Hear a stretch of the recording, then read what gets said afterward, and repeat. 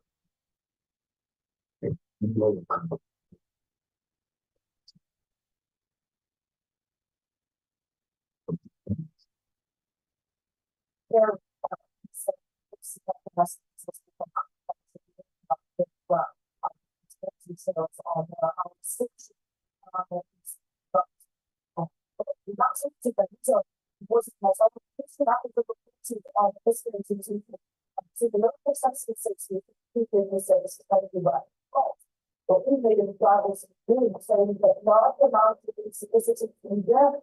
I dealt with tax returns. What I did up transport services in the things that in the association. Future returns, but there wasn't a good thing this large on the area. Everything I wouldn't want to see me. I probably it wasn't alpha. Where the motor people we do it we just work in the office where really service drivers about the truck. All like I have a lot of wonder from body. I don't people pictures of me. Yes, you could be told, but look at it. Maybe like a photo that so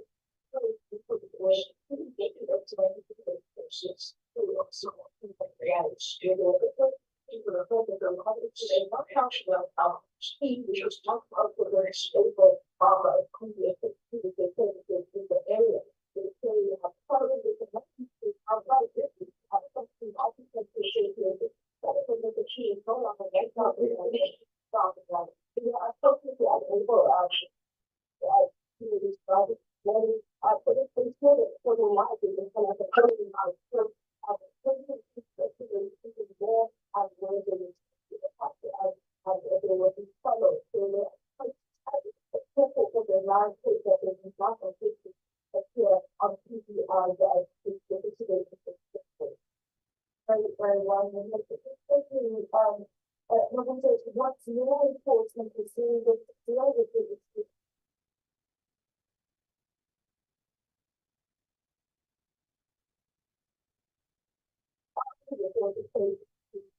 Right, as a positive, the media approach with the success of the case that the police work together.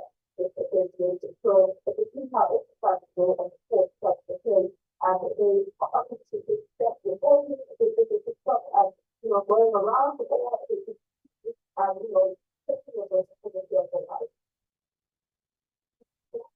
Going to be the good sort of thing. It's what's new in place in this room, and some of the good things it's taking place is putting up the 50% suffix arrested 42 convicted on not what maybe for something related to certification, but are uninvestigated. That's not limit. But all that kind of this to under half of the schools on the Western States. So the really question on how much budget to get out of it is certainly is a need for more of those investigations, even being coming from the instant that you see that have open investigate product that is investigated. And for us, it wasn't much help. You see, there's 17 cases that are being investigated, 19 in country. But the fourth worst is northern prison, you might have to say that because that level of criminality is not there or doesn't expensive. Very north portion of the country. From like this, sitting there, so actually, it's enforcing it. Right, so take it to the school, and I'll put it in there, this is expensive. We're not to get to have this program of the games in the contest. Because I think it's a series of political instability in the municipality. I think it's attracted the attention of the provincial political leaders and municipalities to for service to the challenges. So you've got that interest live now from the game city. So we go, I think, more to be what do you accept to hear.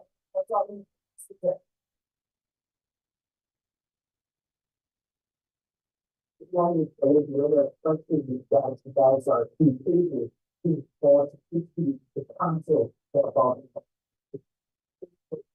I think they can say that these guys guys needs taking over from the material and the other content. And because you can hold up only and look at the next one. Hey, but if now we good here, buddy. We're just waiting on the key, man. But we're good now. All right. All right, so buddy. Something else is coming through here. All right, sure. The 45 and first public content but I will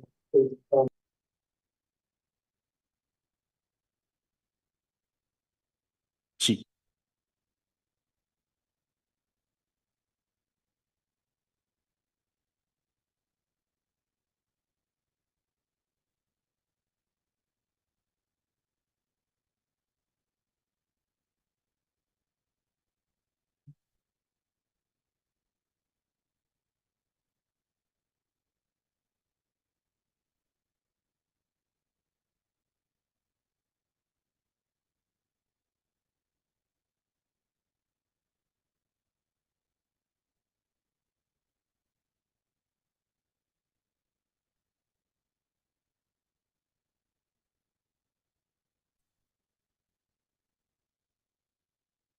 Something here, buddy.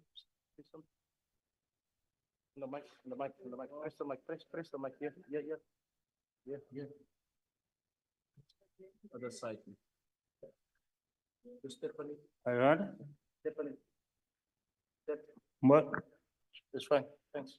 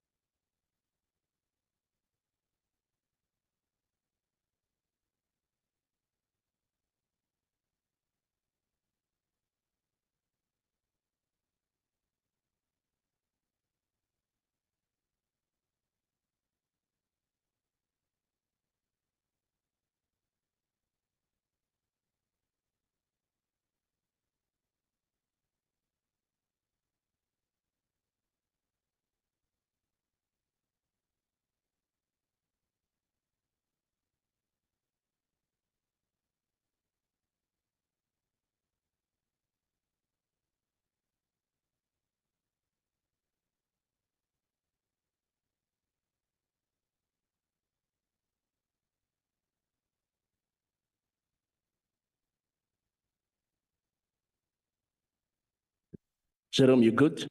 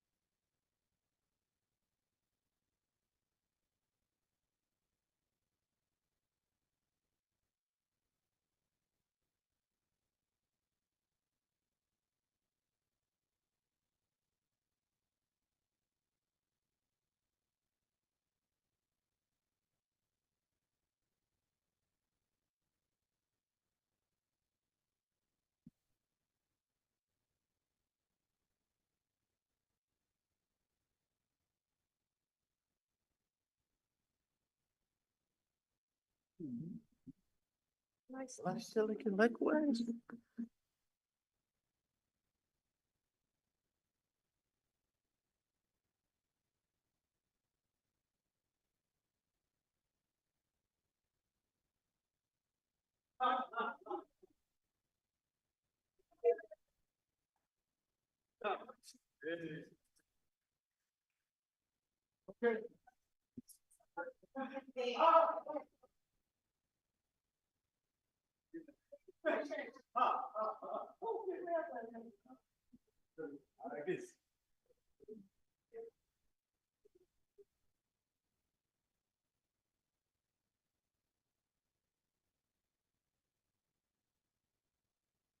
Yeah.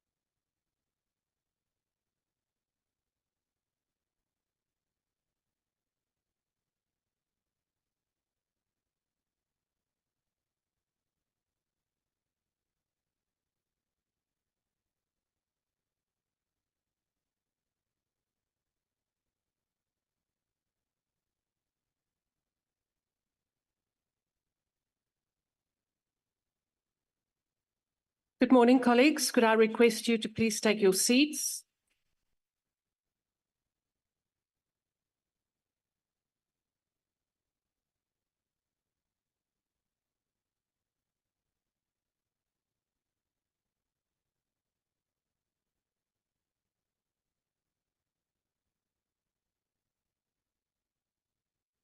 Right, good morning, members, and welcome to the Programming Committee. I will be chairing. The speaker is on her way. She had to take a flight to Johannesburg yesterday on an urgent basis.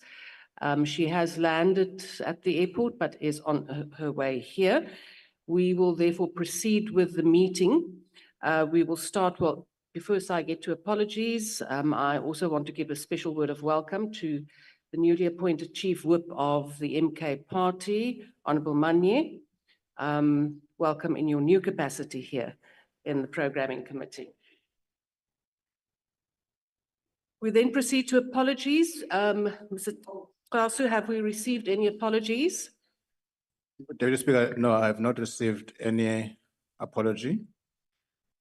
Honourable members, any apologies? Honourable Swart? I have an apology from Honorable Kwankwa, UDM, and Honorable Mshlati from the UAT party. Thank you. Any others? I have an Honourable- apology for our Chief Whip. He is on his way. He just landed in the airport. Who is your? You'll see him, guys. I'm just telling you that he's coming. We No, wait in it's coming. anticipation. Thank you. You'll see him when he's there. Thank you. So the mystery figure will be here in a few minutes. So we'll note it then. Thank you very much. We then proceed with the agenda. The next point is consideration of the agenda. You have it before you. You've also received it yesterday. Can I have a proposer that we adopt the agenda? Anyone proposing that we adopt it? Thank you, Honourable Garner. Seconded. Honourable, please, your name, please, so that just for the record, next to Honourable Garner. Tembisi where? Thank you, Timbesiwe. Thank you. We then go on to consideration of minutes of the meeting. Colleagues, you've also received it, and we take it as have been read. Are there any corrections on the agenda, or rather on the minutes as received? Honourable Member? Thank you, Honorable Chair. Greetings to all members. I see that on attendance, there was no member of IFP.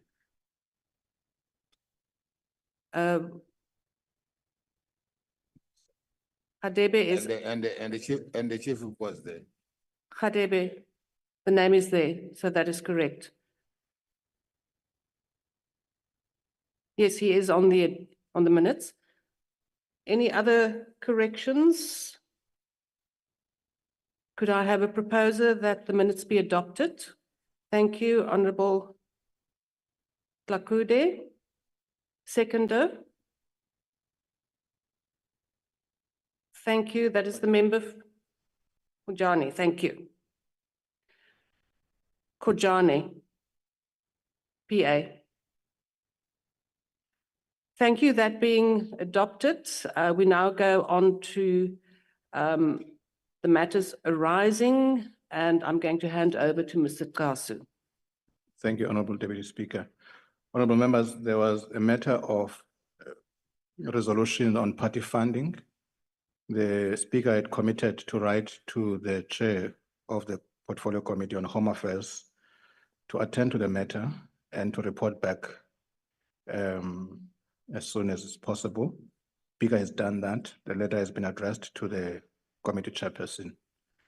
The second one, we had indicated that we would send information to political parties on motions without notice and on statements.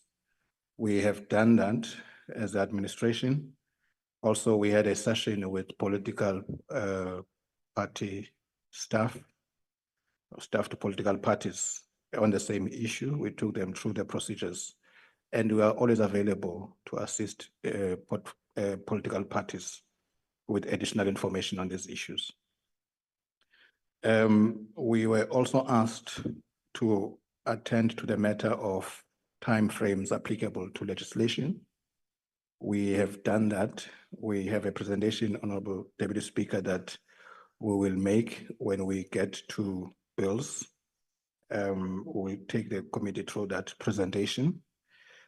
And there was a matter on the production of state information bill. It was indicated that the bill has not yet, well, the bill is before the Justice Committee, but we were asked to establish whether it should remain there or it should go to another body.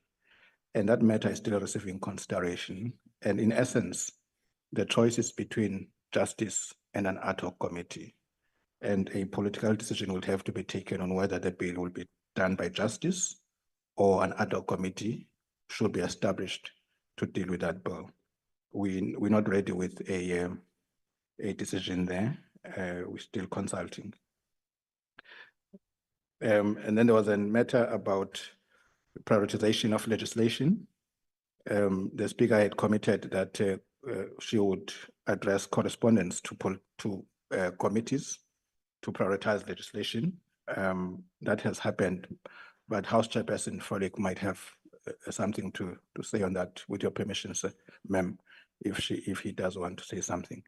And then on the issue of pre-1994 legislation, the speaker has written to the leader of government business to prioritize this matter, and also indicated that the matter is also before portfolio committees or committees of parliament, and therefore the executive should attend to the matter. The last one, which was not a matter arising, but it arose out of the meeting of House sitting of Tuesday. The speaker has since written to the leader of government business on the matter of member statements and the need for ministers to attend and for those in attendance to respond to member statements. Thank you, Madam Deputy Speaker. Thank you, Mr. Knasu. Honorable Frolick. No, good morning, Honorable Deputy Speaker and colleagues. The point that was mentioned by Mr. Kaso about the prioritization of legislation, the Speaker has written to all chairpersons of committees, informing them that legislation must be prioritized in their programs and it must receive priority above other activities that they want to overtake. That means that they can meet for longer than the time that is allocated. They can request more days. They can meet during oversight weeks. And the programs must be continuously adjusted so that we in the programming committee can have a more accurate reflection. We've in the past also indicated to chairpersons that when you have legislation in front of you, it supersedes any envisaged study tours that you want to undertake. And it's not a prerequisite for a study tour to be undertaken first before legislation can be finalized in that same area. Then secondly, Honorable Deputy Speaker, in terms of the repeal of apartheid legislation, we've sent out a draft copy of the legislation and where it is allocated at the moment, and also certain areas where we are still busy in discussions with the leader of government business. So the list that the chief whips will receive is not the final list. It shows you there is work that is being done on it. And hopefully within the next 2 weeks, we'll have a clear indication as to where certain pieces of legislation must be referred to. Thank you very much. Thank you, Honorable Frolick. Members, I have also, Mr. Kasu, something that was in the minutes was the interpreting services. And I then undertook that my office will do research on that and provide a comprehensive report on interpreting services. We had the issue again yesterday afternoon, and that we also look at perhaps a form of training for members how to use the online interpreting facility, which in my meeting with Dr. Gabriel apparently is a problem, that not everyone knows how to use that online facility. So that is just a report that we have had meetings. We are busy with the report, and that will be presented to the NAPC as soon as possible. Honourable members, Any comments on the points here, Honorable Swart? Thank you, Madam Speaker. Madam Speaker, just on the last issue which you've just mentioned, the interpreting challenges, I mentioned it in my speech the day before yesterday that my understanding is that the Pan-African Language Board is also looking into Parliament in that regard. So I would urge that the matter is resolved because they have certain binding powers and one doesn't want to be embarrassed when they then have to look at Parliament. So I do understand the constraints faced by Parliament, but it is something that I noticed that they are also looking into. Thank you. Thank you. Yes, I did indeed take note of your comments in your declaration. I have Honorable Mente, then Mkalipi, and then Honorable Manye. Thank you very much, Deputy Speaker. Good morning to colleagues. On 2 points. Firstly, what House Chair Frolik was talking about in terms of the bills, we shouldn't lose the capacitation of the bills office.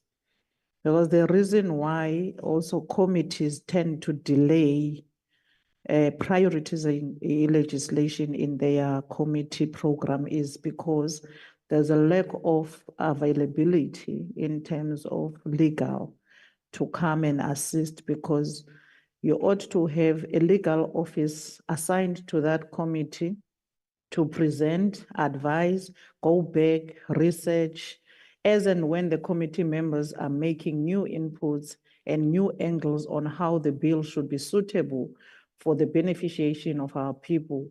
The legal office must not take long to come back and do a new presentation on how to amend or rather reintroduce a law. So that aspect is what delays us doing our primary job in Parliament, which is to draft laws and ensure that we create an enabling environment for our people.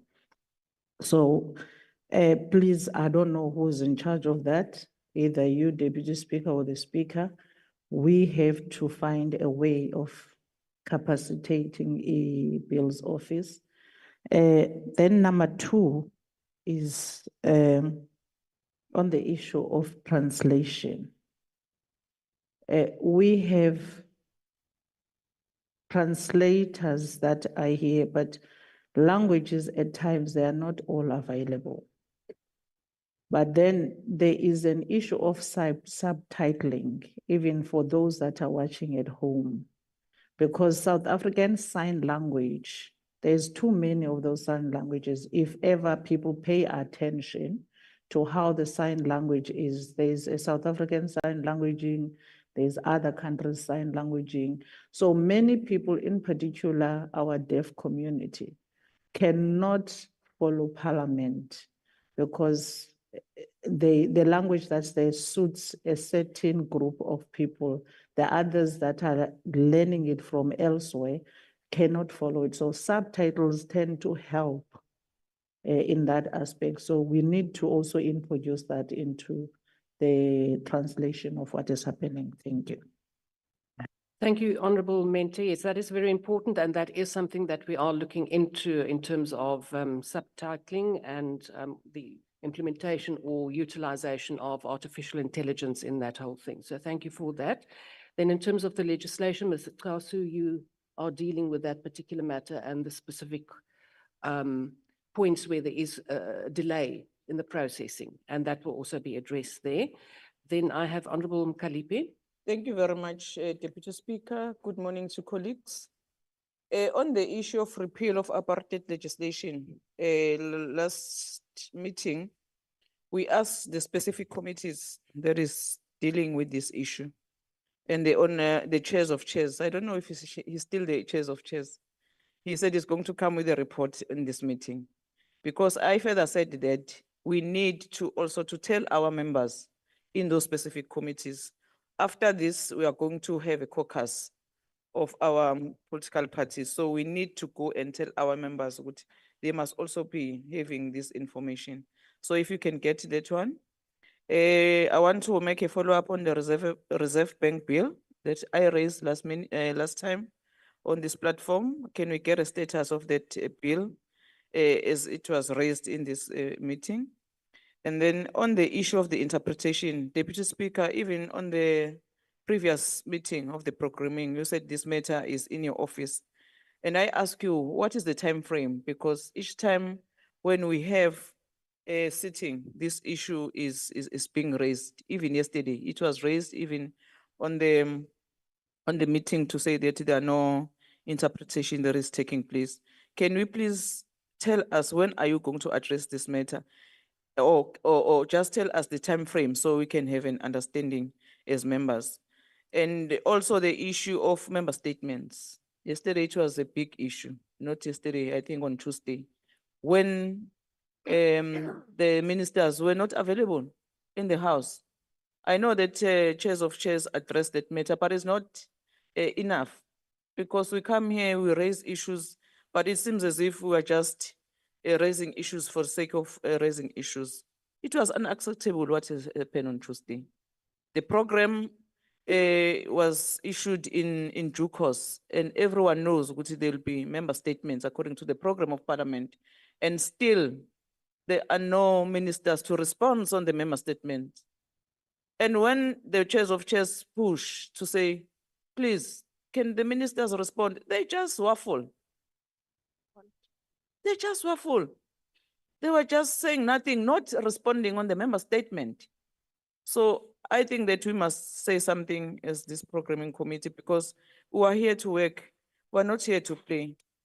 So on the last issue that I need a clarity on, last week I raised the issue of venues. And also I forgot to raise the issue of records. We are not, other meetings are not recording. Meetings of parliament, different committees, important committees, people wants to know, why did we send you to parliament? And there is no records of those meetings that is taking place. Can you also be attended to that one? So the issue that I raised last week, and then chairs of chairs, Honorable Frolic attended to it very good in the way that he's going to attend to that matter.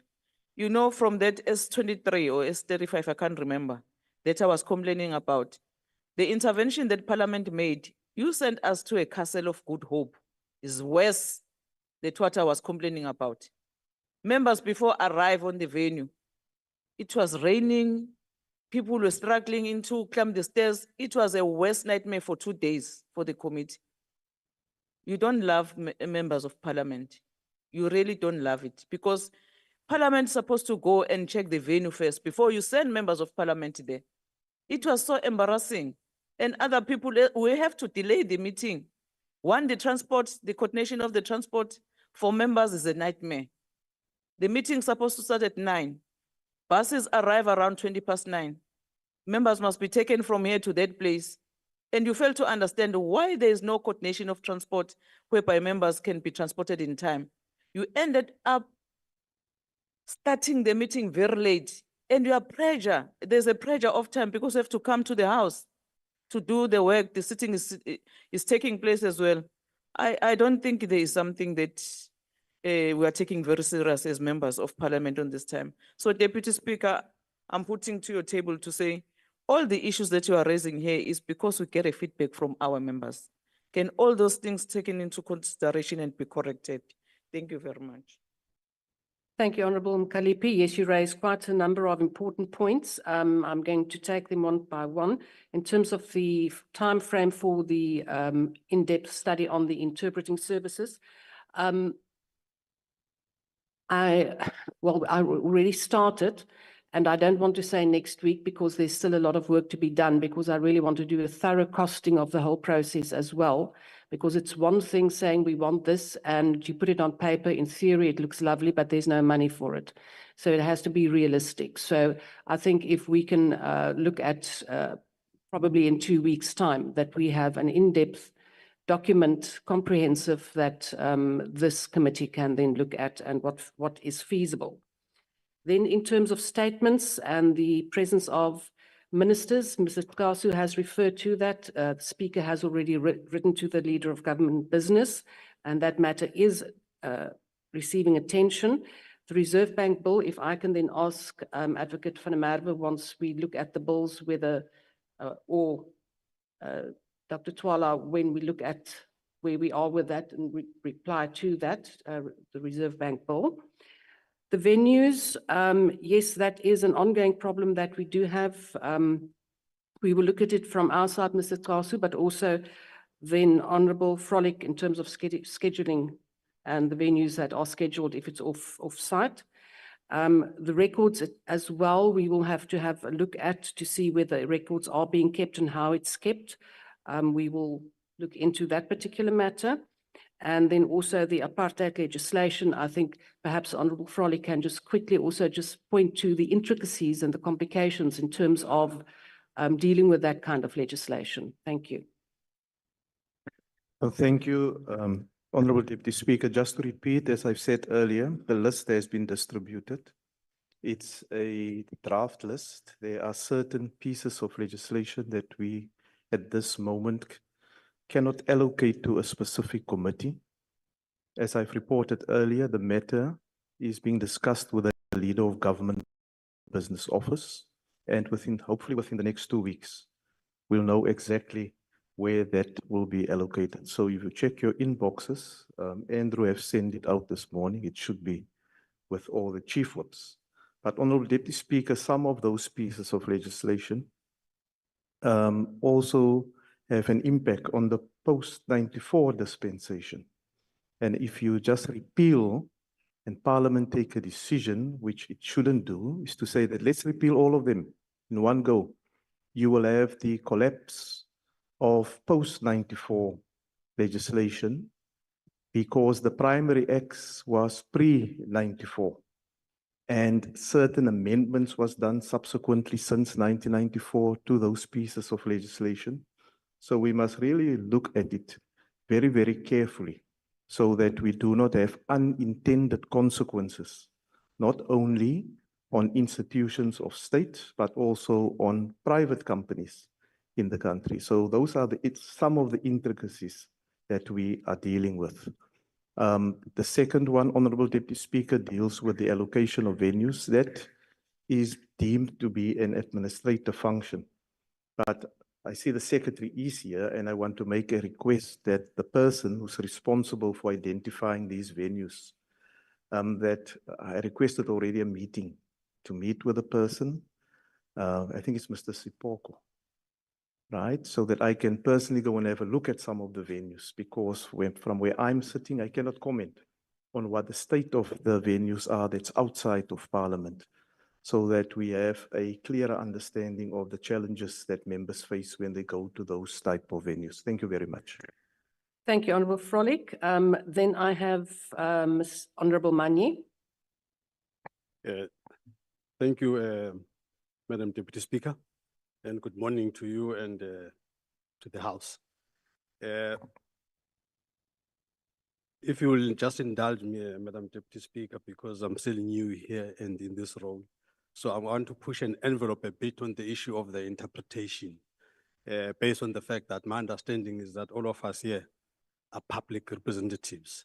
I have a view that the issue of interpretation goes beyond what has been discussed and goes to the actual public which we are representing, which has got a problem following the proceedings in terms of the oral replies. For instance, this afternoon, when the president replies, the top table will read a particular number to say president replies to a question from Honorable Member XYZ, and the president just replies. Now, if you are sitting at home interested into what the president is replying to, you have no clue what the question was. So I think that is a disadvantaging the public which we supposed to be representing here. So I was going to propose, Chair, that we try and deal with that differently going forward, so that either the top table reads the question that the president or any other member is replying to. If that is not done by the top table, the person who asked the question must read that question, or a combination of, whilst the question is being addressed, it gets flighted, something on the monitors. But to just have somebody responding to something which only the person, only members here that are privileged to have the question know what the response is relating to. I want to propose, Chair, that, and I'm just pushing the envelope on the issue of interpretation, that it can't just be the interpretation for the convenience of members of parliament. It's got to include the people that are representing. So I want to appeal on behalf of all the people that we represent, that in order for them to get a full benefit of what the responses relate to, there has to be something that talks to what exactly was the question. So I'm suggesting, Chair, that can we please, this might not be, I might just be told some protocol that no, raise that in that particular committee, but whatever committee, the audience is most likely the same audience. So I just think let's bend the knee a bit for the benefit of the public and ensure that whatever is being replied to is known by the people that are watching TV and watching the proceedings. Thank you. Thank you, Honourable Mani. You raise a very valid point. And I think this is something that it has been raised before, the question of the question, the initial question. So I think that is something that we will, Speaker has joined us, that we will have a look into with possibilities such as flighting the question perhaps. The question of interpretation services on the broadcasting is a bit more complex because that's not necessarily in the hands of Parliament, but it is something that we can definitely investigate. Thank you. Honourable Horn. Yeah, thank you, Madam Deputy Speaker. On that on the first point raised, I recall that pre the fire, that the questions were flighted. So maybe it's something that was lost in the fire, the ability to do so, but I agree. Now, I just wanted to quickly say that in terms of translation services, Madam Deputy Speaker, of course, the vacancies as well as the quality is something that we must attend to and which rests with you. But for example, yesterday, I got a clear sense that because there's not a huge culture of people speaking anything but English during oral question sessions, that the translation people, I don't know whether they were out for coffee when somebody didn't speak English, but literally when the question was about to conclude, they started mumbling something. So quite possibly, my suggestion is that we must also look into who is managing that whole process and that there's instilled a bit more discipline in so that we don't find them, I don't want to say asleep, but not attending to the process as they should. Thank you. Thank you very much, Honourable Horn. That is indeed so. And I have already had meetings in terms of refresher courses and looking at booth behaviour, all those kinds of things. Then there was another hand. Honourable Sithole. Thank you, Honourable Deputy Speaker. Good morning to the Speaker and to honourable members. Honourable Chair, my mind is just repeating what other members have said about the issue of interpreters, because I'm worried about the translations. Because if you listen to what the interpreters are translated, it actually harms us, because if we are interpreting from English to isiZulu or from Afrikaans to isiZulu, when we are saying something that is not have been said by English in isiZulu, it actually harms us, because we know, and I'm proud of my language. If we are interpreting my language in a bad way, sometimes that doesn't occur well. So now I think the capacity of interpreters and the issue of capacitating them, I think should be a priority, because it actually it not occur well. And the other honorable chairperson that I'm trying to check from this forum, the issue of notice of motion. Because I don't know, since I was here, I think it's now 15 years, we always say we always read the motion, notice of motion. But there is no way, nowhere where we can say now we are debating that that motion. So I don't know why do you have that motion in our program? I think we have to deal about it. We have to talk about it because it is actually it become a useless practice. Thank you, Ulrich. Thank you, Honourable Sithole. Yes, firstly, I really take to heart what you say about the capacity of our interpreters, and I think that it is important that that will be included in the document that I will be presenting to this forum, that we also look at that. And then in terms of the notices of motion and never being debated, I think that is part of it is a frustration for many members because you will note that something like 30 motions are done on a motions day. So those then have to be scheduled in the order in which they were actually submitted. So it is a process. We try to include that within the possible, where we have many plenaries. But yes, Mr. Kasu, Speaker, I think this is something that we should perhaps have a look at, that we just go through the motions of submitting motions without really paying attention to it and it actually having effect. So thank you, that point is taken. And then I think I also saw Honourable Kojane. Thank you very much, Deputy Speaker, and good morning to all members. I would just like to also stand in favor of what Honourable Mani had said. In terms of the first question, that was the confusion we also sat with yesterday, where the question was not repeated, although the member's name is there. So the audience also doesn't know what the first question is unless they are at the privilege of us seeing the first question. The second question then becomes a supplementary of the same member of that party. That was not clarified to us by the NA table, even though I had a back and forth with them.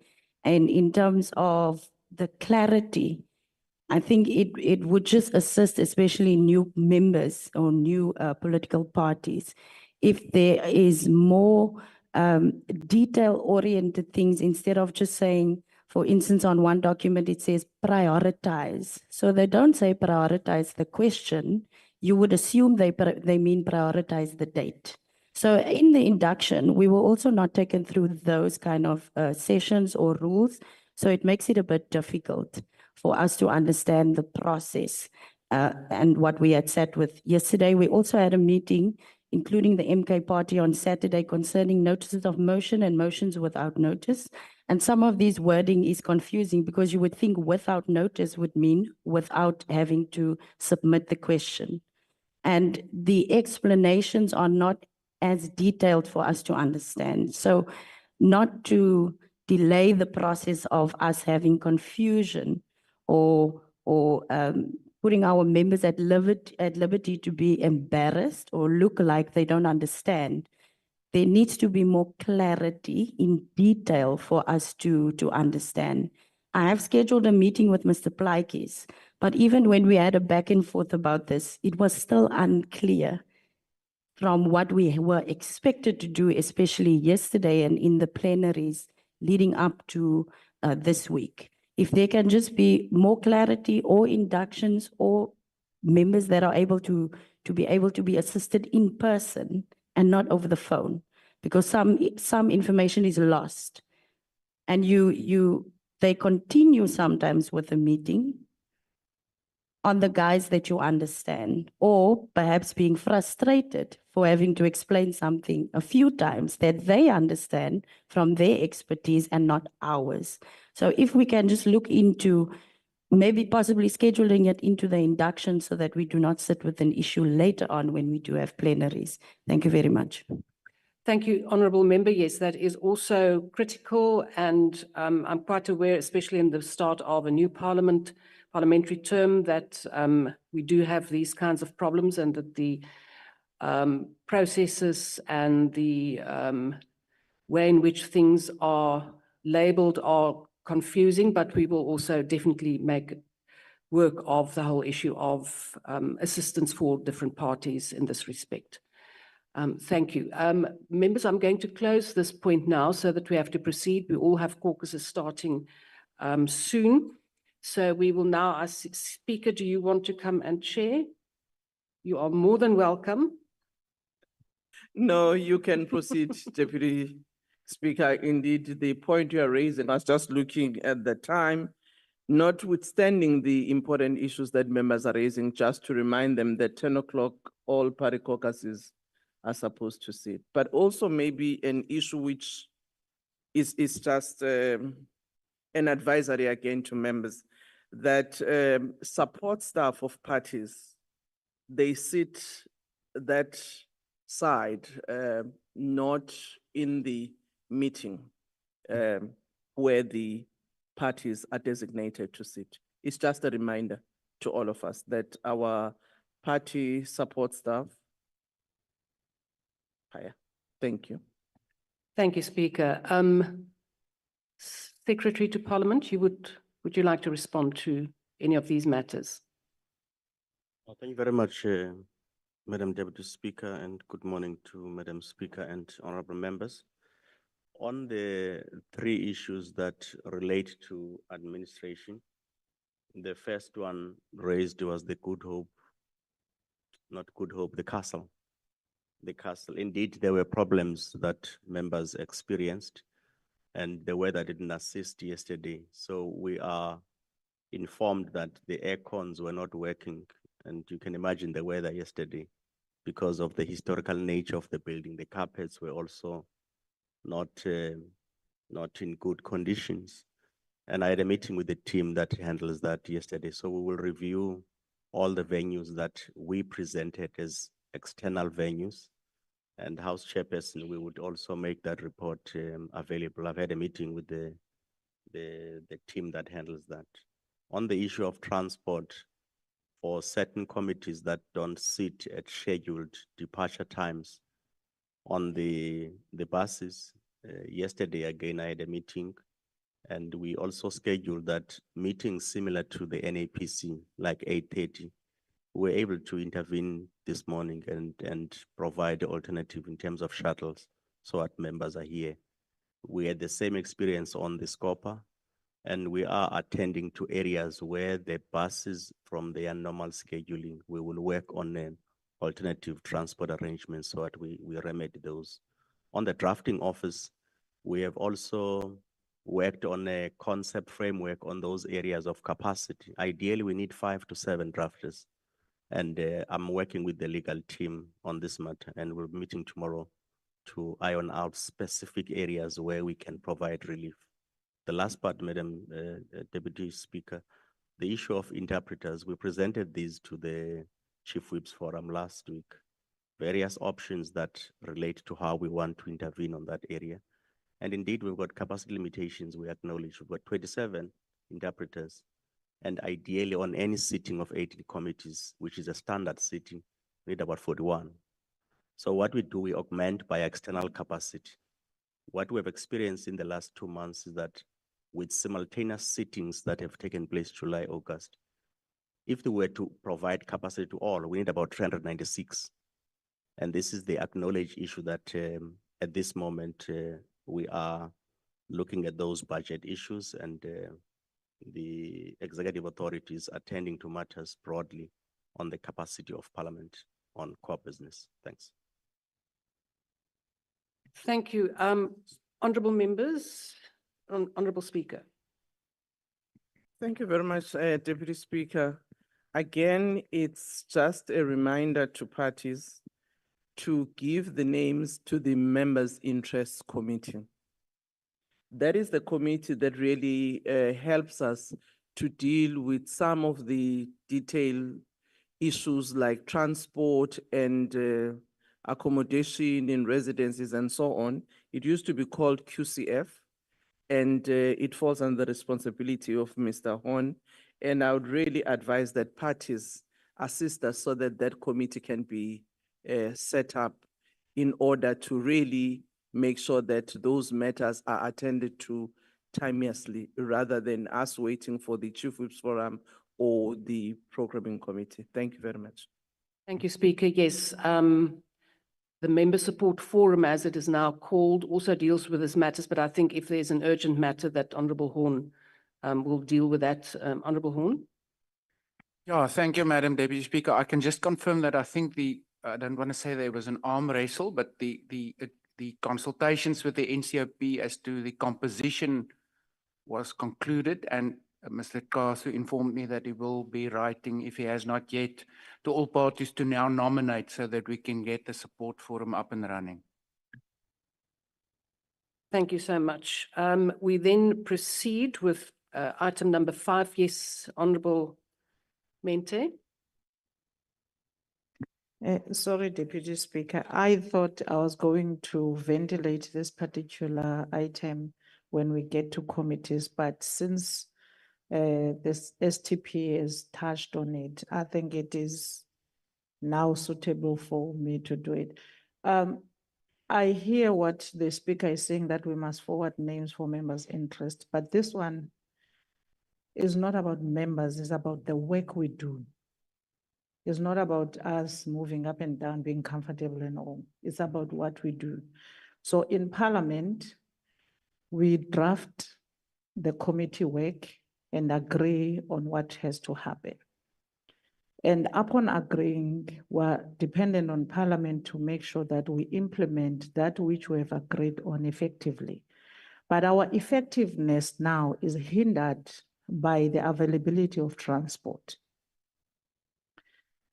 Case in point, 2 occasions, Kalipi has already mentioned the Kochta hindrance that took place. Scopa this week, we had to cut our sessions short. And I think everyone here knows how Scopa operate. We used to have meetings as from 8:30. That time, villages had buses as from 6:30 and 7 o'clock. Now there's 1 bus. Now, number 2, when the committee support or the chair is requesting for transport, response is buses are available. Buses are leaving Parliament villages 25 to 9, because the 8 o'clock doesn't mean it's leaving the gate, it's arriving to start collecting, and it only leaves the gate 25 to 9. So not allocating transport for committees, we are in essence killing the work of Parliament. We cannot be productive in that manner. And number 2, upon inquiring on what is exactly happening, I called House Chair Frolic about it because I was very angry. We were here very early. We have to deal with SIU. We had to cut SIU. Now SIU must come again.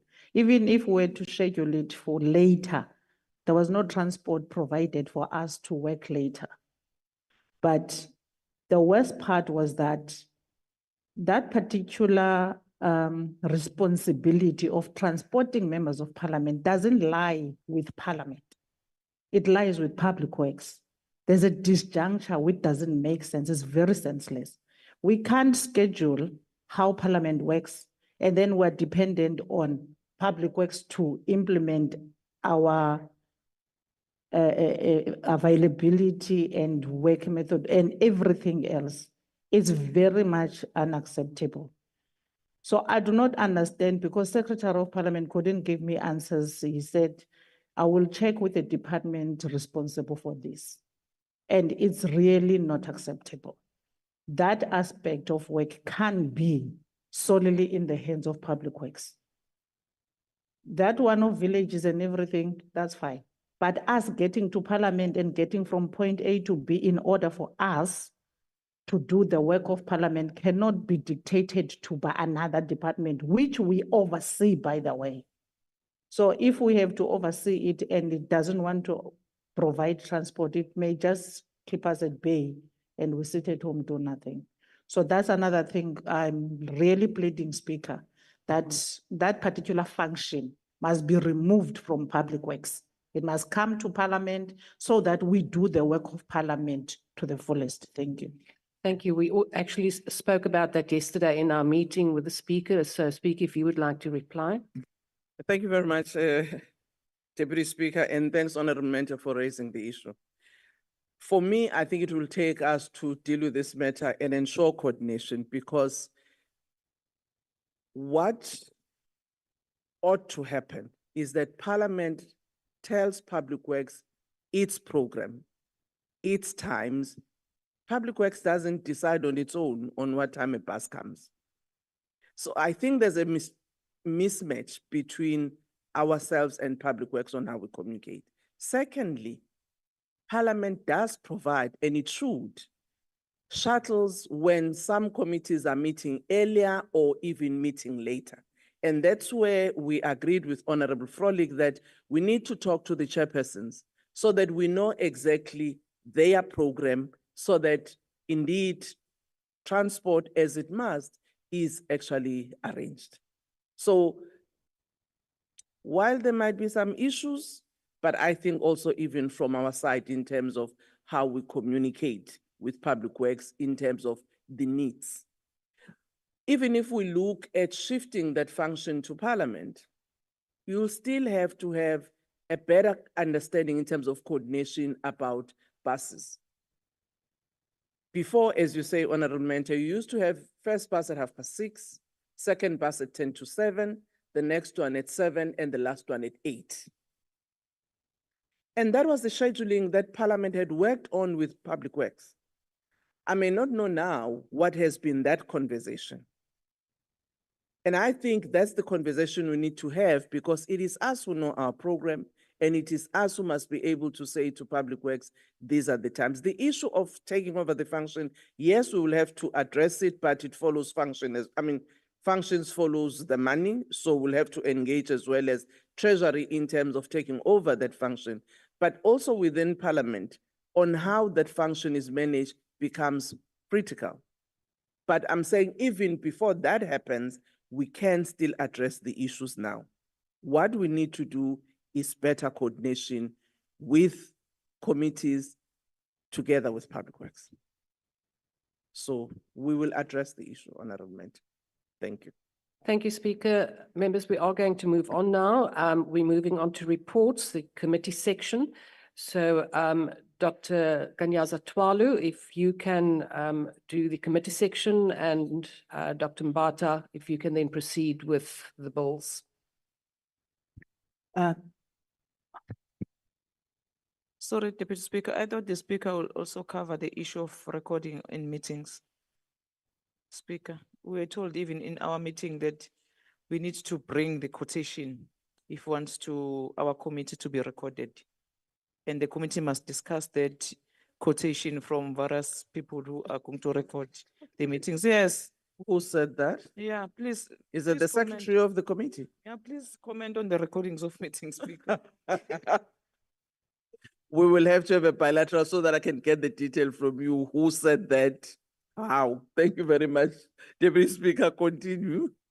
Thank you. Thank you so much, Deputy Speaker, and good morning to members and colleagues as well. I will focus on the slides where there are changes. However, I just want to indicate to my colleague that I will also look at slide 2 and 4 for information purposes. Slide number 2, we are presenting just a summary of bills and other matters before portfolio committees.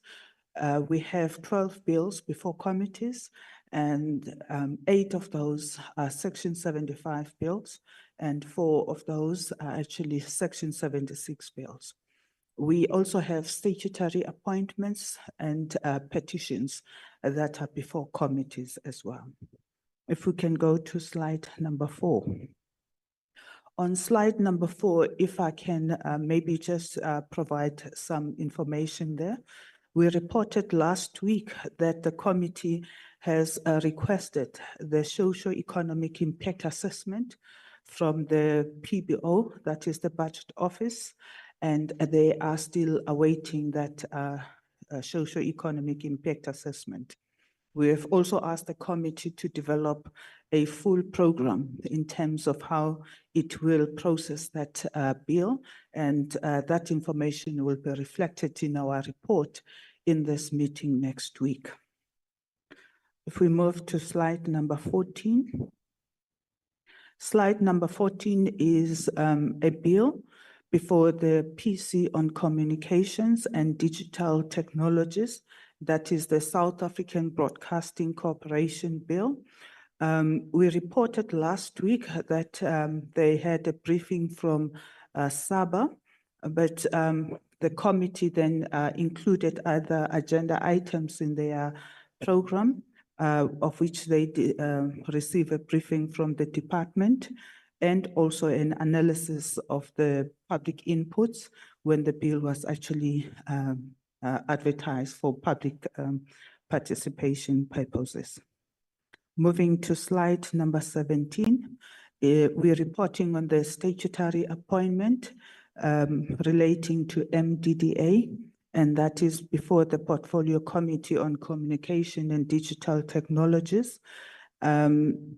They actually are waiting for a letter to be signed by the minister, actually reviving that process so that the committee can resume with processing of that statutory appointment. And then slide number 18, before the same committee, that relates to appointments at ICASA. The committee actually advertised that appointment, and they advertised on the 18th of August 2024, and the closing date, it is the 6th of September 2024, thus giving the potential applicants sufficient time to actually apply. If we move to slide 20, I just wish to mention that this is a petition from Team Free Sanitary Pads, and that petition, I wish to say that it is actually referred to various committees. The first committee on slide number 20, it is the PC on basic education. On slide number 21, it is referred to PC on higher education and training. And lastly, it has been referred to the PC on health. So it is one petition sent to various committees of Parliament. And the next slide, I think we reported on it, but it is with regards to a petition that from Dr. Groenewald on behalf of Mr. Van Zyl with regards to the prohibition of and on the deduction of domestic and private security expenditure in terms of Section 23 bill of the Income Tax Act. It is before the Standing Committee on Finance, and that committee has not yet actually developed a program in terms of dealing with that petition.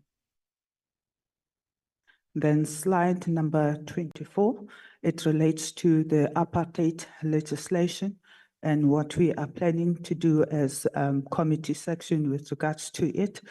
And members, we are having a document, 153-page document reflecting legislation before 1994.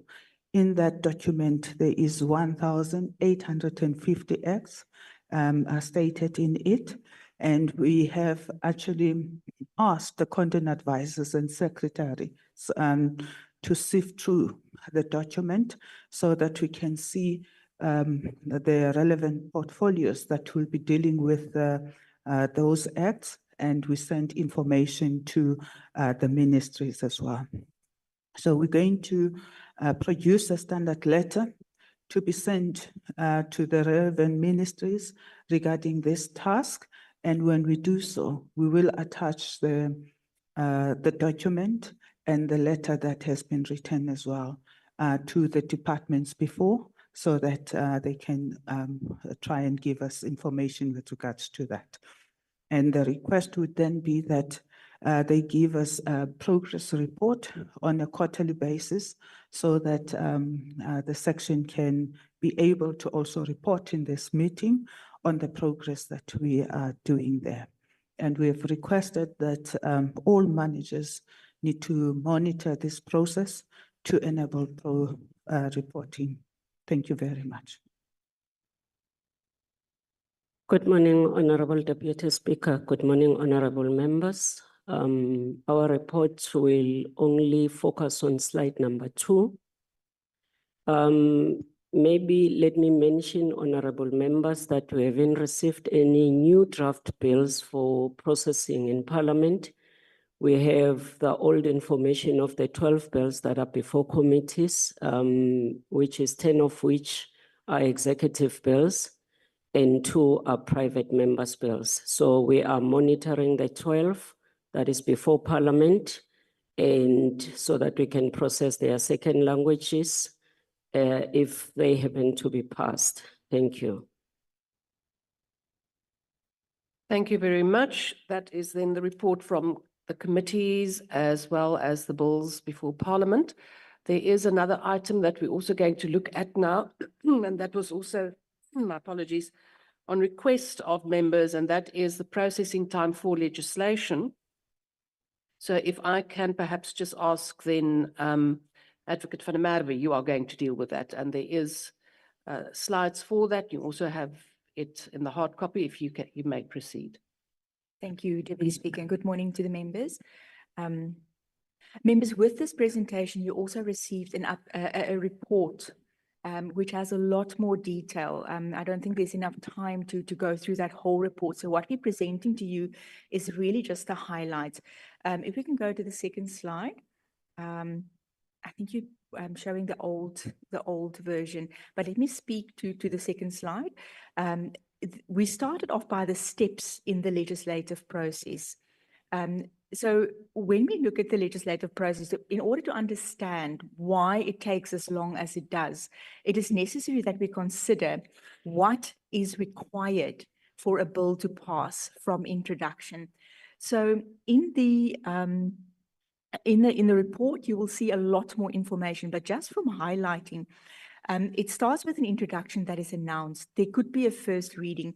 If there's a first reading, the bill cannot proceed to a committee before that first reading is done, and that first reading depends on the programming of the House. Once the bill is referred to a committee, at the same time, there's also classification of that committee. Then the committee will schedule the bill into its program. And this is perhaps, we've now heard a lot about prioritizing legislation, working it into the program of the committee. The committee will, of course, be supported in this regard by the committee support staff in the development of a program. And in fact, when Dr. Twala was presenting, she mentioned this programming of legislation. So this is a very important stage in the development of a bill. And perhaps what members can ask is that there be more detail given in this program so that all these questions are answered, on what are we doing, when are we doing Advocate it, van der and Merwe, so on. I just interrupt you there. I just want to explain to honorable members, in the PowerPoint, I believe it's been circulated. It's the first page. We think that information is crucial. We're still trying to place it on the screen. It's about the steps that a bill follows in a committee. And the title of the slide is, for the presentation, is Processing Time for Legislation. Thank you. Apologies for that. Thank you. Please proceed, Advocate. Thank you. And I see it's now the correct presentation that's on the screen as well. So now we've got that legislative steps there. So I got from introduction going to a committee and then talking about the importance of that programming in the committee. And that programming in the committee will reflect all of these steps that I've set out. So I'm looking at the first house, looking at the second house. In your first house, then there will first be informal discussions, considering a briefing on the bill. If there's already been public participation done in the sense of call for comments when the intention to introduce was published, then the committee will look at that. And then the committee looks at the motion of desirability and adopts a report on that. If the bill is desirable, the committee will then do further public participation. And this is something that really takes up a lot of time. Your advertising can be between 2 weeks and maybe even 4 weeks, depending on the nature of the bill, depending on the time in which we call for comments. I know the last NAPC speaker indicated that we must try not to publish over festive season. That has gotten a lot of criticism because the public is saying we're not here. So there, if your bill is coming in November, you're probably looking only at advertising end of January. All of this adds time to the processing of the bill. And of course, then the deliberations. And depending on what happens in that bill, how many clauses we are sitting with, how contentious those clauses are, how complex those clauses are, in respect of every single clause, the committee will deliberate, consider what has come in from the public, what the department has advised on their policy, or the member in charge of the bill, if it's a private member's bill. From the committee support staff, if there's any concerns on content, from legal side, if there's legal issues, the committee may have asked for an expert to assist it. All of those things have to be considered in respect of every single clause. So you can imagine if a bill has 200 clauses, this process happens 200 times in that committee because it has to be done for every clause. So all of this adds to the length that a bill takes. And then if the committee decides to make some amendments, it is quite possible, and we've now had more than one case where the court said to us, you should have advertised again. So if there's something that's new, that's material, then we have to call for comments again. Now, this doesn't have to be as protracted as our first process, because we'll only do that new and material amendment. But still, there will be a call for comments. You'll have to consider those submissions, analyze them, debate them, in the committee. And all of this adds to the time that it takes for a bill to be processed. Once this process is done, and I know on, for instance, copyright, which is not a fair example because it came back from the president, but on copyright, we've advertised, I think, about 9 times where we had to go out to the public because every time there was something new, something material that had to be added. So this process can go and go and go until we are satisfied what this bill before us is fine. We are happy with the content, and the public has had an opportunity to comment on every single clause in it. Then the committee will consider that bill, adopt the bill, and report on the bill. And oftentimes these things will happen over a couple of meetings. And then it goes to the House. The House will schedule for second reading. From there, it is transferred to the second House. There's only one type of bill that doesn't go to the second House, and that's a constitutional amendment that does not affect provinces. So it's a 74.3A. All other bills must go to the second House. And here it will differ on what type of bill it is, 74, 75, 76, 77. And again, that scheduling that I talked of before is very important here. And again, like I said, committee support staff will be assisting the committee to make sure that that program is there. And then in the second House, we must again do that whole process. There will be a briefing because it's a separate House, and the Constitution, in fact, speaks in different sections to the 2 different houses. So the second House then has to also get a briefing, consider the bill itself before it call for comments. Even on a 76, we are calling for comments because the court has said that the NCOP cannot rely on provincial legislatures to do this public facilitation for it. If it wants to rely, it must make sure that it knows what is happening in every province, which is very difficult. So the easier way for us to have control is to do our own process. But that means that there is now public participation as well on every single bill that goes to the NCOP. If it's a 76, there is also this process in every provincial legislature. They also have to call for comments, consider those, deliberate on those inputs. So the whole process that is happening in Parliament happens in every provincial legislature as well. Then there's a voting on the bill, and again, depending on the type of bill, the formal consideration and adoption, and then it's considered by the second House. Now, this may be the end, it may not. If there are amendments to that bill, it must come back to the first House. And then the first House will consider those amendments. If those amendments are material, we may need to have further public participation. If we don't agree with those amendments, if it's a 75, that will be fine, the House can adopt. But if it's a 76 or a 74, other words, constitutional or bills that affect provinces, it will go to mediation.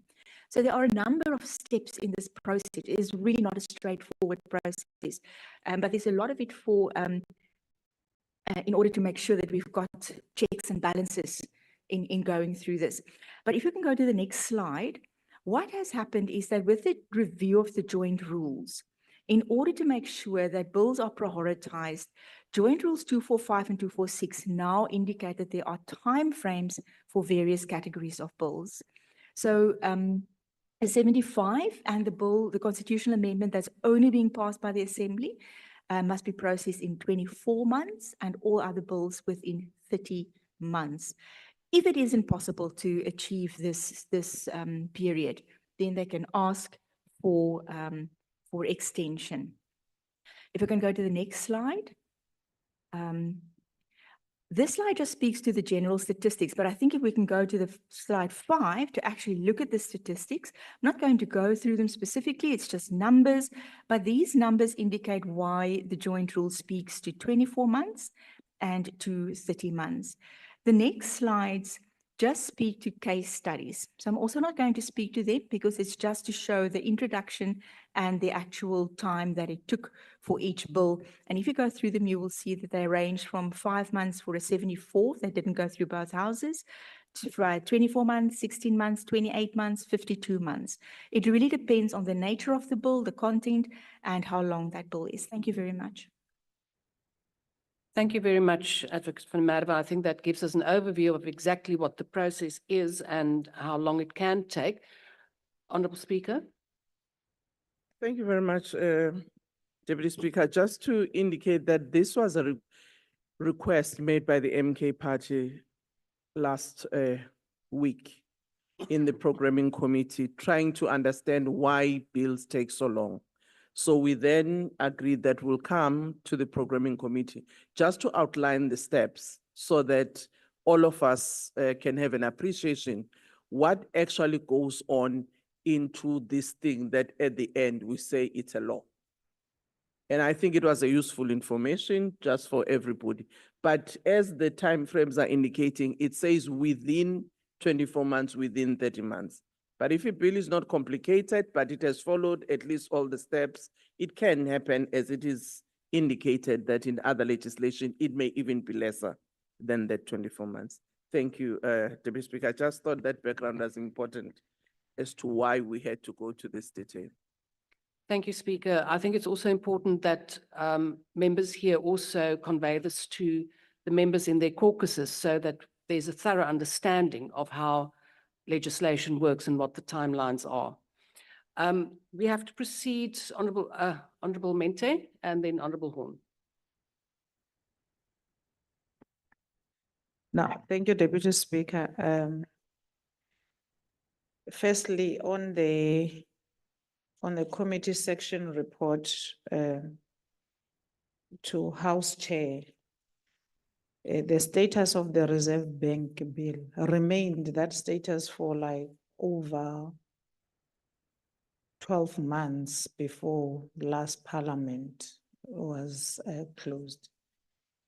So I do not understand what it takes for a committee to move from one point to the next, because as much as the process of making law is longer, committees delay based on technical things that have to be done, like the study that has to be undertaken by the committee in order to consider that particular law which it has to pass.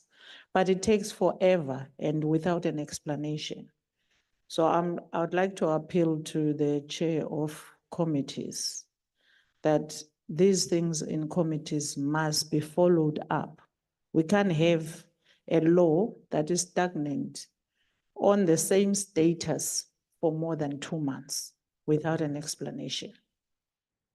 So when we finished the last term, for over 6 months, the status of that bill was exactly like that.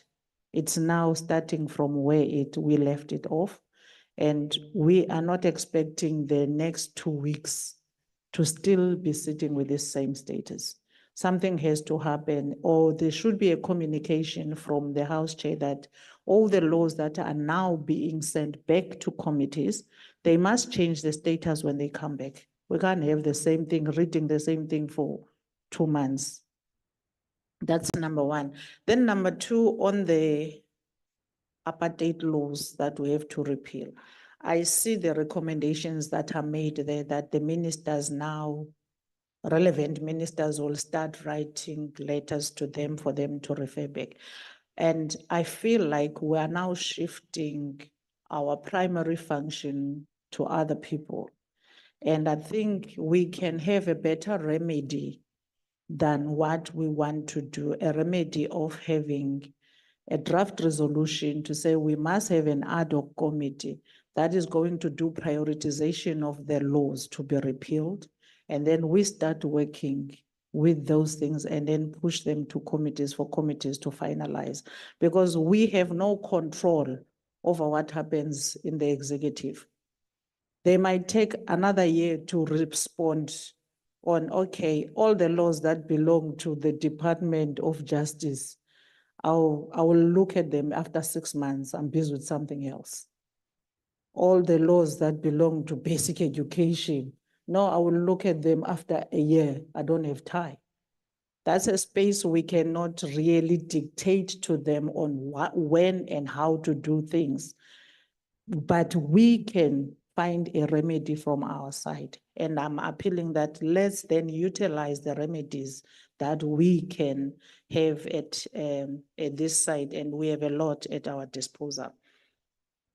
Then there's these bills that were referred to the president way before the 6th Parliament rose. I think there are about 12. And we want to really understand, we've been getting them like this. Now, how many months have we started Parliament? Almost 3 months now, if not 4. And these things are not being signed. Can we get an explanation on each and every bill that has been sent to the president through the council? What is happening? Otherwise, we're going to have the similar problem we had with the copyrights, that the entire last Parliament kept on dealing with copyrights to president, back to Parliament, to president, back to Parliament. And there hasn't been a concrete guidance or that is indicating on what exactly is the problem with the bills. So can we now know, when are these bills being signed? Why are they not being signed? If there's an issue, what is the issue? And then the last one is on everything that we're dealing with here. If Parliament doesn't have a strategic plan, we are more like lost, so we're fumbling. Can we also get to understand what's happening in terms of the Parliament strategic plan? Thank you. Okay, let's start with the last one, Mr. Kasu. Madam Deputy Speaker, parties have been asked to submit names. Robert, now I just responding to the issue about the strategic planning session. The NA has scheduled a session for the 12th and 13th of September. For the planning session, 100 members will attend. And for the working committee, political working committee, it's 30 members. We've written to parties asking them to submit names of the members to attend. I think the due date is in the coming week. So we request those names so that Secretary to Parliament can finalize the process. Thanks.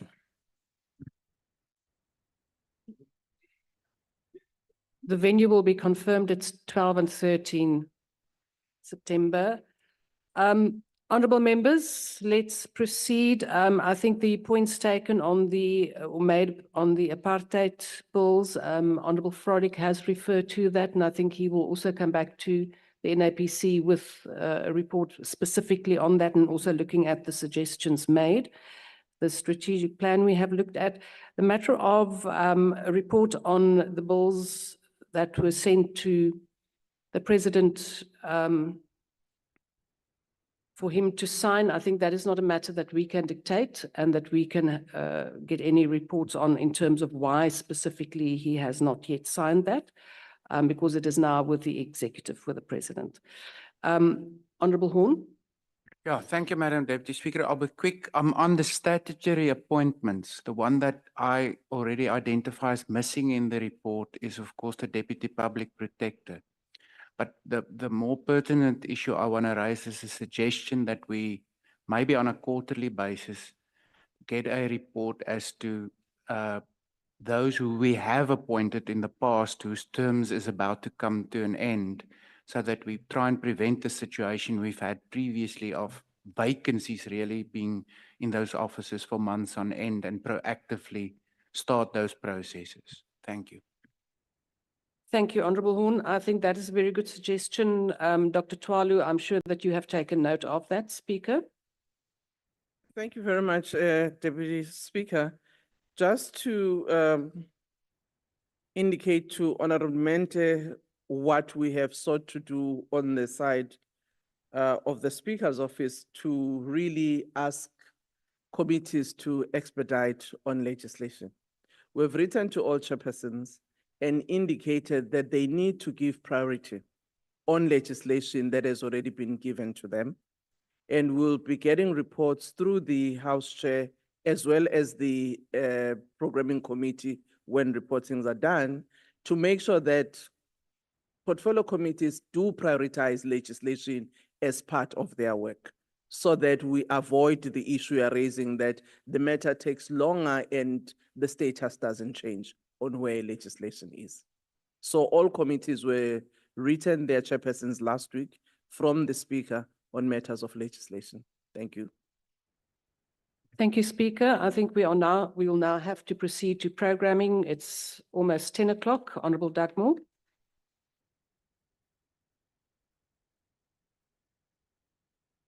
Deputy Speaker, greetings to all the colleagues. This is a document that most of you should have received on your emails. And given time, I want to be as quick as possible. We all know that we are in the second term, and that this afternoon we'll be dealing with questions to the President. I just want to say that I think the points raised by members here, Deputy Speaker, about the question itself being in the public domain. I mean, at a programming level, it might be a question of time, but I think the points made by Honourable Mani and others here are, make sense. So it might be a programming issue in terms of time, how we resolve that issue. We all know that Friday, tomorrow, is the committees. I think I just need to say that on Tuesday, the 3rd of September, everyone is aware that Honourable Milam wrote to the Speaker. The Speaker agreed to a matter of public importance on issues related to energy and NERSA. The problem, however, was that the Minister himself is literally out of the country. So there is a commitment to try and schedule that matter ASAP after the 10th, because it is a matter of public importance. We committed to that. There's no reason not to. The Speaker has agreed. So what has happened in the meantime, which I think is an important issue to report here, is that on Tuesday, the 3rd of September, the Minister of Police wrote to the Speaker requesting to do an executive statement. And I'm sure members are aware of Rule 133 in the 9th edition of the rules, which allows a member of the executive to ask the Speaker. Now, Minister of Police has written to the Speaker. There's been an agreement that he would do an executive statement on the issue of extortion on Tuesday the 3rd. And if you look at the rule, all parties in the House, every single one, has an opportunity to speak, and then the Minister then responds at the end. So I think it's a very good form for all of us to deal with the issue of extortion. And I think the appeal would be that, once the timing is worked out, that every party participates in this debate, because I think all of us as Parliament and as a country need to respond to what the Minister is going to say about the actions taken in that regard. Wednesday next week, I think it's clear, critically there would be the social services cluster, questions for oral reply. The points have been made here and yesterday around the availability and presence of ministers. in regard to all of those issues. Thursday, next week, we're all aware of the fact that we have questions to the Deputy President. And what I just want to say on Friday, the 6th of September, honorable members, that these mini plenary subjects for discussions are scheduled. It's only the ANC at this point in time that have given their subject for discussion. The point was raised earlier about these motions with notice and then they go below the line. So parties have an opportunity here, for instance, to the DA, MK and EFF, you've all got an opportunity to do a subject for discussion. So maybe one of those motions that you've tabled could be then pushed through, but it would be nice if, roundabout by tomorrow, we had a sense of those subjects for discussion so everyone can prepare. Week 11, there's not much to say there. On page 6, we again, what's critical and is on the 10th of September, again, it's member statements. If there's any legislation which looks doubtful, all the issues of motions and so on. We really need to make sure that at that session, the ministers are present to respond to those statements. I want just to say, Deputy Speaker, that we considered, given now that this coming Tuesday, we've only got one item, which is the executive member statement from Minister Kunu, that we consider moving member statements to the 3rd. But we thought, let's leave them there on the 10th because everyone is preparing for those, as well as the motions and so on. So that would be Tuesday the 10th. There's just been a reference now to a very important event, which I think is going to help our work as programming, the strategic planning workshop, which will be hosted by the Speaker on Thursday and Friday. And I think that's a very important time for all of us, those that are delegated to go there. There'll be a limited size of the delegation to get into these issues, which often we don't have time to discuss in a programming meeting. And then finally, you would see there that we have week 12. I don't want to go into details. It's all there. More questions for oral reply on Wednesday. An important debate on Heritage Day on the 19th of September. There will be more details around that. And then I think just in conclusion to say that I think it's important that the Women's Caucus does get convened so that issues that we can program coming from the Joint Women's Caucus, we can also program, because I think it's a bit of a pity that in August month we haven't really been able to program much. So that's, and then the last issue, Deputy Speaker, and I'm happy that the Speaker's here as well. The House passed a number of motions without notice, congratulating the Olympians, Miss South Africa, other achievers. And I think it's important that we look at how we can program. If we're inviting the Olympians, let's make sure that we give notice and it becomes part of our programs, because I think it is important for some of those resolutions of the House to be given practical effect to celebrate achievements of the sports people and others in our country. Thank you. Thank you, Honourable Dugmore. Honourable Klangwini.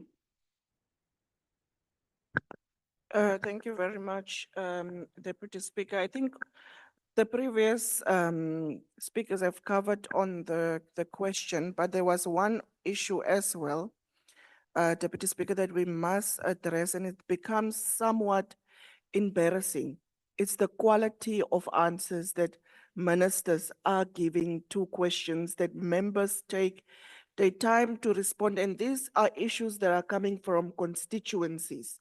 And then a minister just answer a question, oh, la-di-da, and without any facts. If they don't have the facts, they can just bluntly say, we don't have the facts, we'll investigate. But don't embarrass Parliament and yourself and your portfolio and do so much harm to issues like the GBV, that we are crisis that we're having as a country, and then you answer it like it's just another issue. So the quality of answers, the council must really take this back to the cabinet. The quality of the answers that ministers are giving must be addressed. It's embarrassing to say the least. Thank you. Thank you, Honourable Ntlangwini. The matter is in fact before the subcommittee on the review of the rules, so that matter will be addressed. I had the hand of Honourable Michalakis and then Honourable Mkalipi and then Honourable Nodada. Thank you, Deputy Speaker. I noted that it was traditionally so that on Tuesdays, every Tuesday would be member statements and motions. And I note that it's absent on the 3rd and the 17th. And I would like to ask, is there a reason why it was omitted there? And can we perhaps consider having that as a standard, that every Tuesday we continue to have the member statements and the motions? I think it's important for our work. It's important that we are able to on a frequent basis bring current business to the House. The other matter that I just want to raise is that the debate of national importance of Honourable Milam that was scheduled for the 3rd, we have had a quick discussion. Because it is urgent, I'm happy under the current circumstances for it to be postponed, but not too far, so that the matter can still be dealt with urgently. So possibly if the Minister is back by the 10th, but if not, then as soon as possible thereafter. But we will coordinate the dates according to the Minister's availability. Thank you. Thank you. I think Honourable Dagmore has taken note of that. Do you want to reply now? We have had an engagement. I engage on behalf of our Chief Whip around that debate. As I indicated, that it's a very important debate, and we will schedule as soon as we have that, and as soon as possible. I just want to say, I want to suggest, Deputy Speaker, that the issue of the regularity of statements and motions, the point that has been made, that is an issue that we can discuss at the Chief Whip's forum. At the next meeting. I'm new. I'm not quite sure about the precedent of what happened in every, like now we're in the 3rd term. So every time when we're sitting, as I understand it, the member is saying that every Tuesday there would be motions, etc. So I think that's given that we've just started this 7th administration and we seem to be now having it every 2nd week. The issue of whether it should go back to be every Tuesday is, I would suggest that we take it to the Chief Whip's forum and discuss it there. Yes, I think it can be taken to the Chief Whip's forum, although this is a programming matter. So I think that this particular forum can express itself on it. So I think if members are in favour of the fact that we go back to the every Tuesday motions and statements, if this is agreed to by the NAPC, that is how we proceed. Chief Whip? Oh, I'll just quickly, is that a response to this particular one? Then I'll come to you. Yes, Madam Speaker. I want Okay, to we're still comment on on this that. point. Yeah. Yeah, no, thanks. And good morning to you and all colleagues. I don't think it, as a matter of principle, that should be a problem. But, and maybe between now and the time at which we are going to have a sitting in person, it should not be a major problem, because we should also expect that the members of the executive can deal with those questions and provide answers even at a virtual level. But I wouldn't, I'm not convinced that even when we are in a permanent setup where we are sitting in person, we would want to insist that the executive must always come on Tuesday to answer the questions, because then we're going to, on statements, because then we're going to run into problems in terms of their availability, and for them also having to do the work on the ground that we want them to do. So I don't have a problem, but this every Tuesday, I think it might, we might run into problems we're concerned about of attendance, and because we want them to do the work on the ground as well. We just don't want them to come and stay in Parliament all the time. Thank you. I'm going to hand over to the Speaker. Thank you very much, Deputy Speaker. I think the issue of regularity does help. And I think the idea of member statement every Tuesday was to enable members to bring in issues from their constituencies, while even current issues that come. So I would actually say that practice is important. And the members of the executive, and I'm sure the councillors will take it, but will also write to the leader of government business. Their slots are not enough for everybody, but a minister can or a deputy minister respond on 2 or 3 matters in the cluster. So I think the issue, Chief Whip, of balancing is catered for. It's just, that's why I'm saying that maybe we might need to write to the leader of government business to just remind the new executive of why it is important for them to respond to such. But it also gives them an opportunity to articulate on the work that they're doing as the members of the executive. I think it's dual. It benefits the members to raise the issues of the constituents, but it also enables members of the executive to respond promptly on issues that are happening in different constituencies in our country. So I would agree that let's have a regularity. Every Tuesday, it was Tuesday and Thursday? Yeah, Tuesdays and Thursday. But if for whatever reason, there might not be any appetite from members, I think the programming committee will be able to say maybe not next week, Tuesday, for whatever reason. But I think if we have a regularity, it enables members to actually know that this is what they do. But also it allows members, because, you know, some parties, you know, not everybody is able to speak, but that enables members also to get majority of their members to raise issues from their different constituencies through the member statements. So I think let's look at it positively in that way and agree. Thank you, Speaker. If anyone is in opposition to the Speaker, then I will allow you now, because I really am concerned about the caucuses. Because I have Honorable Ghana, I have Mkalipi, I have Nudada. Okay, you are fine, Honorable Swart. So let's go to Honorable Mkalipi. No, thanks very much, Deputy Speaker. I agree. Let us continue Tuesday and Thursday. I can't repeat what the Speaker have said, that we have to have this kind of engagement with executive. We are just being elected now. It can't be that we don't want to process the issues from the ground.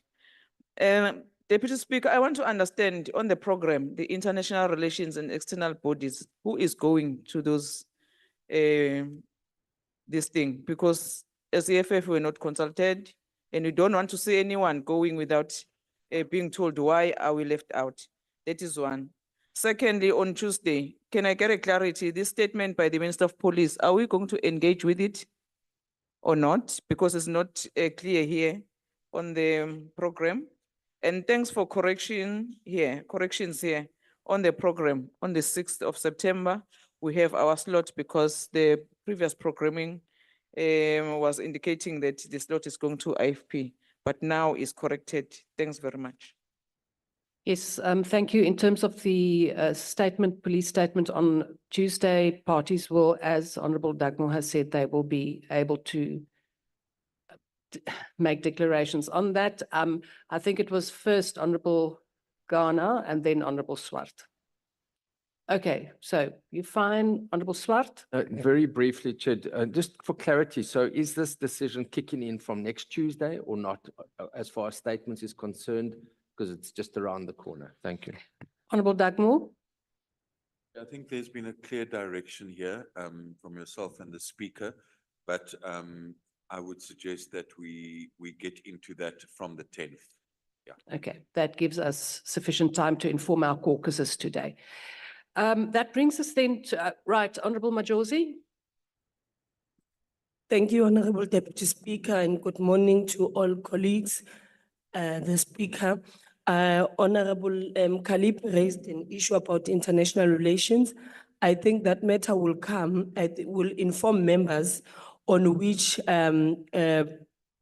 sittings that will, international relations sittings that will partake in, and will do inform members in time so that they prepare for whatever trips that will be taking place, of which when we decide on whether we are participating on this one on that one, but it will be put on the program for noting and will come with a report. Thank you. Thank you very much, Honourable Majosi. And I don't see any other hands. Honourable members, that then brings us to the end of the meeting for this morning. The meeting is adjourned. Thank you.